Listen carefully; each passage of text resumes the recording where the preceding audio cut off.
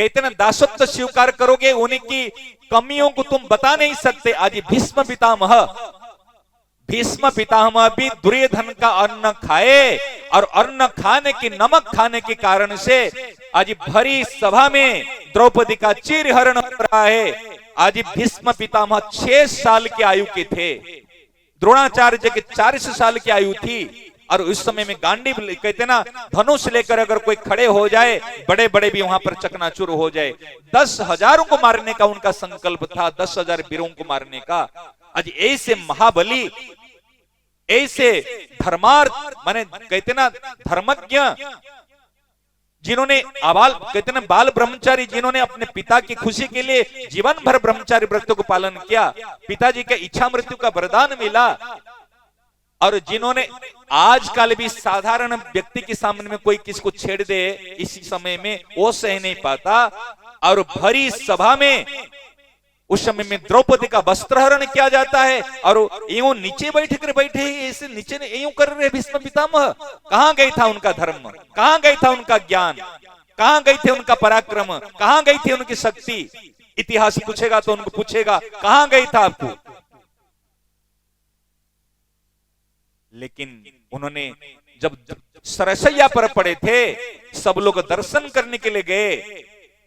अपने ठाकुर जी कृष्ण भगवान वासुदेव युधिष्ठिर का मोह को नाश करने के लिए, अर्जुन का भी मोह था, युधिष्ठिर का भी मोह हो। अर्जुन का मोह को तो भगवान ने गीता ज्ञान से दूर किए, लेकिन युधिष्ठिर जी का मोह को भगवान ने दूर नहीं कर पाए, क्योंकि भगवान से और युधिष्ठिर महाराज बड़े थे।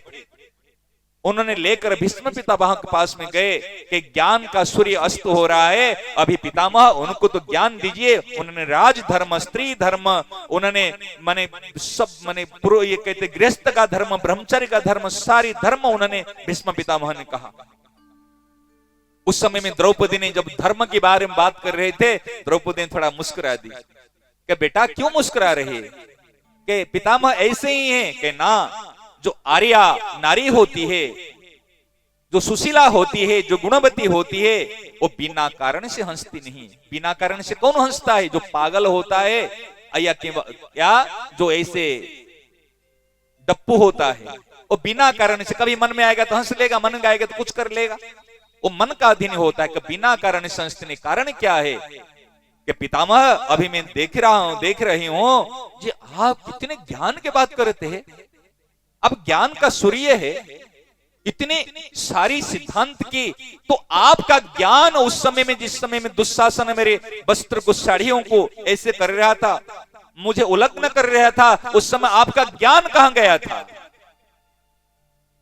भीष्म पितामह के सिर नीचे झुक गया कि बेटा मैंने दुर्योधन का नमक खाया था, अन्याय उपार्जित वित्तम, इसलिए मुझे डर लगता है। सच बताऊं, मुझे डर लगता है, ये विषयों का अन्न खाने में डर लगता है। महाराज ने एक बार कहा था, ये विषयों का अन्न 9 आंगुल दांत, भजन करे तो पार पड़ेगा, नहीं तो फाड़ेगा आंत।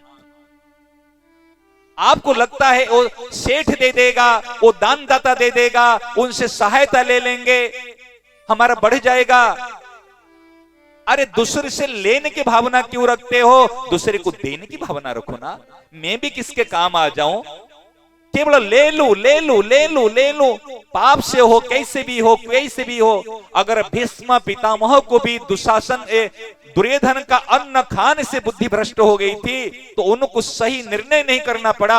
आप जो सरकारों से जो सब्सिडी ले रहे हो, वो पैसा कहां से आ रहा है? गुटके बेच करके, शराब बेच करके, अन्याय से, गो मांस से, वो जो पैसा आ रहे, आपकी बुद्धि को स्थिर होने देगी?